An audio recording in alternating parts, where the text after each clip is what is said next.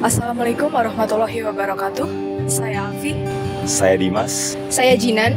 Saya Wildan. Kami dari kelompok 6 dan kami akan membahas lebih lanjut tentang pasal siluman di Kulon Progo.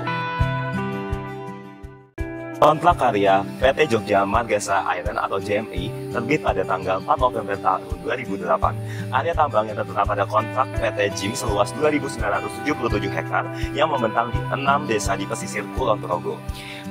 Desa tersebut meliputi Desa Karanguni di Kecamatan Wates, Desa Bugel, Gorongan, dan Pleret di Kecamatan Pajatan, serta Desa Karangsewu dan Banaran di Kecamatan Galun.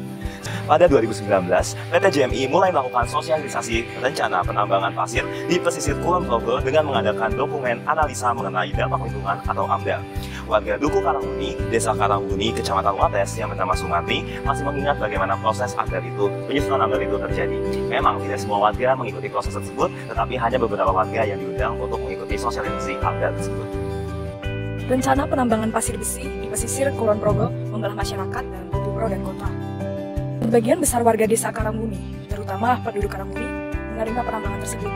Tetapi sebaliknya, warga Desa Garongan, Pleret, Bugel, Karangsewu, dan desa lainnya menolak tambang tersebut. Peraturan Daerah DIY Nomor 5 Tahun 1992, Jundol Peraturan Daerah DIY Nomor 10 Tahun 2005 tentang Rencana Tata Ruang Wilayah atau RTRW sendiri tidak mengatur rencana tambang pasir besi di pesisir Kulon Progo. Adalah RTRW yang berlaku saat kontrak karya PT JMI ini dilaksanakan. Pasal 37A ayat 1 Perda DIY Nomor 10 Tahun 2005 justru mengatur bahwa pengembangan kawasan pesisir di Kabupaten Gunung Kidul, Bantul maupun Kulon Progo harus menjaga fungsi wilayah pesisir dan laut agar tetap lestari, menjaga dan mempertahankan luas batas teritorial dan kekayaan sumber daya laut yang ada di dalamnya, serta mengembangkan pemanfaatan sumber daya pesisir dan laut untuk kesejahteraan masyarakat. Akan tetapi, RTRW DIY lantas diganti menjadi Perda Nomor 2 Tahun 2010 tentang RTRW DIY 2009 hingga 2029. RTRW yang baru itu justru mengakomodasi penggunaan lahan Kulon Progo untuk bandara dan juga penambangan. Sementara untuk lokasi lahan untuk penambangan diatur di pasal 58 dan pasal 60 ayat 2 huruf B angka 2 yang menyebutkan bahwa sejumlah kecamatan di Gunung Kidul dan Kulon Progo sudah dialokasikan untuk kegiatan pertambangan. Melalui dua pasal dalam RTRW yang baru itu, diatur bahwa kawasan pertambangan DIY terletak di 2 kabupaten, yakni di Kabupaten Gunung Kidul, disebutkan di Kecamatan Panggang dan Ponjong, merupakan pertambangan batu kapur, dan Kecamatan Seming sebagai kecamatan kawasan pertambangan kaolin. Lalu di Kabupaten Kulon Progo, kawasan pesisir pantai selatan di Kecamatan Wates, Panjatan, dan Galur disebutkan untuk pertambangan pasir besi. Anggota DPRD DIY, Arif Nur Hartanto, saat itu melayangkan protes munculnya pasal tersebut ke Pemda DIY. Dan rupanya surat yang dikirimkan oleh anggota DPRD DIY tersebut tidak direspon hingga akhirnya melebihi batas waktu. Namun kemudian, Kepala Dinas Pekerjaan Umum, Perumahan, Energi dan Sumber Daya Mineral DIY, Rani Samsinarsi, mengatakan bahwa perubahan tata ruang tersebut sudah sesuai dengan kebutuhan pembangunan yang ada dan sesuai aturan. Belakangan pula, RTRW DIY diikuti dengan pengundangan Perda Kabupaten Kulon Progo Nomor 1 Tahun 2012 tentang RTRW Kulon Progo tahun 2012-2032 yang menyebutkan kawasan-kawasan pertambangan pasir besi secara eksplisit.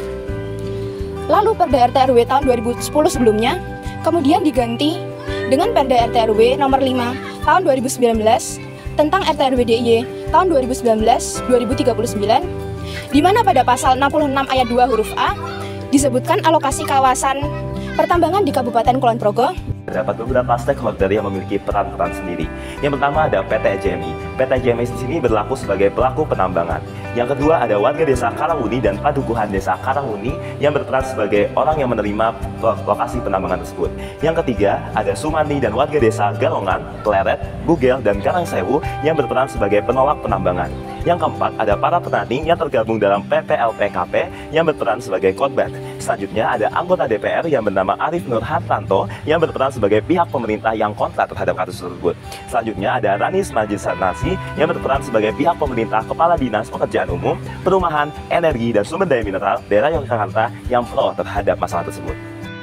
Jadi, kesimpulan dari kasus pasal siluman yang terjadi di Kabupaten Kulon Progo ini adalah pentingnya komunikasi antara masyarakat dengan pemerintah, serta partisipasi masyarakat dalam pembentukan RTRW maupun AMDAL.